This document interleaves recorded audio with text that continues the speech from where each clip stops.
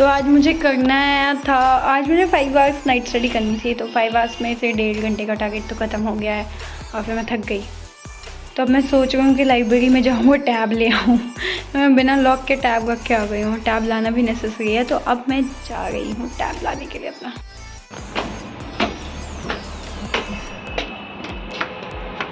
और ये नवरात्रि स्टार्ट हो गए हैं ना, तो ये पूरा हमारे एरिया का शिव मंदिर फुल ऑन डेकोरेटेड था।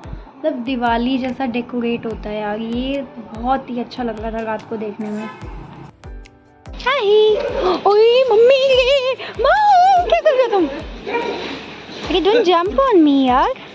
Hello hello Chhotu, hey don't jump on me. What are you doing?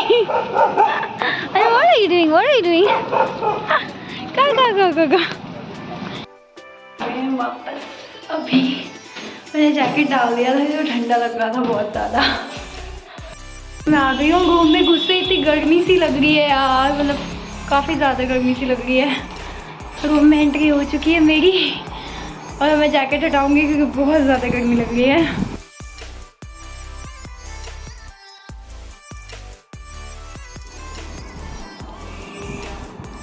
फिर उसके बाद सेकंड स्लॉट पे बैठ गई थी मैं। ये पर्पल कलर का हेयर बैंड मैं फ्राइडे मार्केट से लेके आई थी। फ्राइडे मार्केट में यार अच्छी चीज़ें मिल जाती है। अगर कोई यहाँ आसपास पटेल नगर या वागन में रहता है तो उन्हें पता होगा, फ्राइडे मार्केट हर वीकली मार्केट है, सब कुछ मिल जाता है वहाँ पे।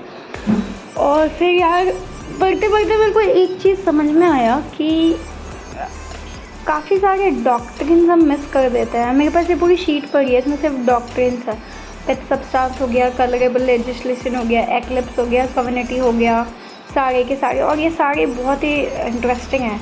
इनफैक्ट लक्ष्मीकांत की जो बुक है ना हमारी इंडियन पॉलिटी की, उसमें उतना डिटेलिंग में है नहीं। बट नेक्स्ट ब्लॉग में मैं वॉइस ओवर करूँगी तो ट्राई करूँगी कि मैं एक एक करके सारे के सारे डॉक्ट्रिन्स आपको बातों बातों में बता दूँ। तो फिर उसके बाद चीज़ें मस्त हो गई थी। लिखते लिखते यार हाथ ना बिल्कुल शिवर करने लगता है, फिर ना राइटिंग की धज्जियाँ उड़ जाती है। मेरे साथ ये हुआ, राइटिंग की पूरी धज्जियाँ उड़ गई थी 1.5 घंटे तक। बट एनी हाउ मैं खुश थी क्योंकि 5 आवर्स मैंने कंप्लीट कर लिया था नाइट वाला। मुझे नाइट का था कि अब रात को इतनी लेट ही नींद आता है।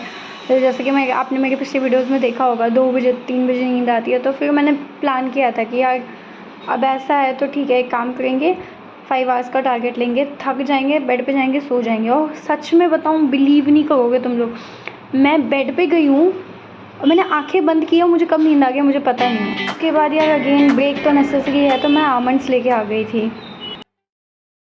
तो मैं लेके आई थी अभी किचन से बादाम, क्योंकि मुझे लगता है कि बादाम से माइंड तेज़ होता है। ऐसा मेरी मम्मी कहा करती थी कि रोज़ सुबह बादाम खाओगे तो तुम्हारा माइंड बहुत शार्प हो जाएगा। तो मैं बादाम तो लेके आई हूँ। अब मुझे नहीं पता माइंड शार्प होगा कि नहीं होगा, but it taste good, no doubt about it. और अभी हो रहे थे 12:11 और 1 घंटे का स्लॉट और लिया था। ये मेरा थर्ड स्लॉट था एक्चुअली में, और इसमें लिया तो था मैंने 1 घंटे का टारगेट एग्जैक्टली, और फिनिश भी हो गया था ऑन टाइम। लिखते लिखते पता भी नहीं चला कि कब 1 घंटा हो गया। तो काफ़ी इंटरेस्टिंग था। और इस बीच में मुझे मतलब भूख भी लग रही थी, नहीं भी लग रही थी। ऐसा क्यों होता है, मतलब मुझे ये समझ नहीं आता कि क्यों भूख लगता भी और नहीं भी लगता है। ये बड़ा कन्फ्यूजिंग सा सिनेरियो हो जाता है ना। फिर मैंने बंद कर दिया। 1 2 3 एंड गो, लेट्स स्टार्ट। और यहाँ पे मैं कॉन्स्टिट्यूशन ऑफ इंडिया पढ़ रही थी, जिसमें मुझे एक बहुत अच्छा डेफिनेशन याद आया था कि it is a foundational law of a country which ordained the principal on which the government of a country is based. वो काफ़ी इंटरेस्टिंग था। और थोड़ा सा कंप्लीट हुआ ही था, 1 घंटा कब बीता पता ही नहीं चला। एंड देन उसके बाद बजने लगी मेरी घंटी। मैं हो गई हूँ थक के चूरम चूर, और भी मेरे हाथ में पेन है। आज तो मुझे कंप्लीट करना है 5 आवर्स, मतलब 5 आवर्स 4 आवर्स कंप्लीट। 1 घंटा और पढ़ना है, देन आई विल स्लीप। भाई साहब बहुत नींद आ रहा है यार। खाने को क्या जरा देख लूँ, ये क्या है भाई, पूरा फ्रिज ऊपर से नीचे देख लूँ, खाने को कुछ नहीं है। कोई नहीं यार, पीने को पानी है, वही पी लेते हैं।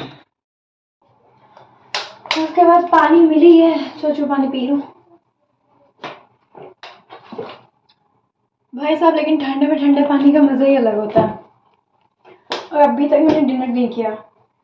हाँ, आप लोग भी सोच रहे होंगे कि डिनर का कोई रूटीन ही नहीं है। यार एक्चुअली भूख नहीं लग रही थी, शाम को मोमोज खा लिया था थोड़ा सा। आज दीदी ने बनाया कढ़ी की सब्जी, सी पता है दीदी से मुझे याद आया कि मैं बोल रही थी कि दीदी बिहार से है ना, तो मैं बिहारियों को ऑफेंड नहीं कर रही थी क्योंकि मैं खुद बिहार से हूँ यार, I am very proud Bihari. वो लाइन कहने का मतलब ये था कि मतलब दीदी बिहार से है ना, तो भुजिया की शौकीन है, मतलब dal bhat bhujia she makes the best I guess. But जहाँ बात मटर पनीर की आती है ना, अदर सब्जी जिसमें मेहनत करना पड़ता है, उसमें शी इज़ लाइक कैसे भी उसमें कुछ जाना होता है। आज तो मैंने बोल दिया था यार दीदी कटहल की सब्जी खानी है, एंड अमेजिंग बात ये है कि उन्होंने मना नहीं किया, शी जस्ट सेड कि हाँ ठीक है खा लो, मतलब मैं बना देती हूँ। मुझे लगा था कि वो कुछ ना कुछ कहेगी, बट आई थिंक अच्छी है, नो डाउट अच्छी है। तो और यार यहाँ ना मतलब पटेल नगर करोलबाग ओआरएन में जो जो लोग अपने पास कुक रखते हैं, कुक का ना मतलब होता है कि they just wanted to get rid of the work as soon as possible, जल्दी जल्दी करते हैं and they just finish it. तो इन केस ऐसा सिचुएशन आपके साथ भी आए तो just deal with it. Student है यार, मिलेगा मिलेगा, नहीं मिलेगा कोई बात नहीं, खुद से कुछ नहीं तो मैगी यही है अपने पास। खाना खाने आई थी मैं, बट मेरा बिल्कुल मूड नहीं कर रहा, पता नहीं क्यों आजकल ना, शायद may be change in season के चक्कर में खाना खाने का मन नहीं करता। आ गई मैं वापस टेबल पे, खाना भी तो खाया नहीं मैंने डिनर। सोच रहा हूँ ये कंप्लीट करके तो खा ही लूँगी मैं, और आज ही कंप्लीट करके रखूँगी at any cost, and I am very proud.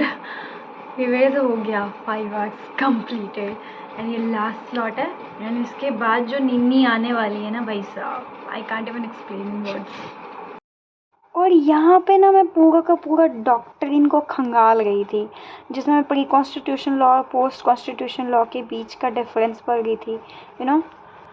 और बड़ा बेसिक सा डिफरेंस है, जो प्री कॉन्स्टिट्यूशन लॉ है ना, वो हमारे कॉन्स्टिट्यूशन के आने से पहले आया के लॉज को कहा जाता है, और जो पोस्ट है वो मतलब कॉन्स्टिट्यूशन के आने के बाद की बात करता है।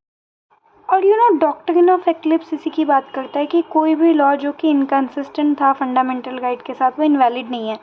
ये टोटली डेड भी नहीं होता, लेकिन ओवरशैडो हो जाता है फंडामेंटल राइट के द्वारा। जो इनकंसिस्टेंसी यानी कि जो कॉन्फ्लिक्ट है, वो कॉन्स्टिट्यूशनल अमेंडमेंट के द्वारा रिमूव किया जाता है।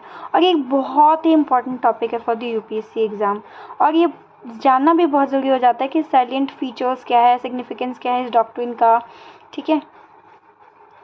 और डॉक्ट्रिन ऑफ एप्लीकेबल जो डॉक्ट्रिन ऑफ एक्लिप्स सॉरी जो है, ये एप्लीकेबल नहीं है, पोस्ट कॉन्स्टिट्यूशनल लॉज पे एप्लीकेबल नहीं है, क्योंकि इनवैलिड है from the very Inception because of being inconsistent with part 3, you know. और सेम सुप्रीम कोर्ट ने Deepchand versus state of Uttar Pradesh में भी हेल्प किया था। हालांकि नॉन सिटीजन्स जो है वो इसका एडवांटेज नहीं ले सकते हैं, क्योंकि यू नो वो उसका वायलेशन उनके ऊपर कोई इम्पैक्ट नहीं छोड़ता है। और लेकिन जो भी लॉ होगा वो वायलेटिव होना चाहिए फंडामेंटल राइट्स का, और तभी इसको हिडन या एक्लिप्स माना जाता है। इतना कुछ थोड़ा थोड़ा करने के बाद तो मुझे नींद सी आने लगी थी, बट आई वाज लाइक नहीं उठना है, करो करो करो। फिर मैं फिर से स्टार्ट हुई और मैंने कंप्लीट कर दिया पूरा।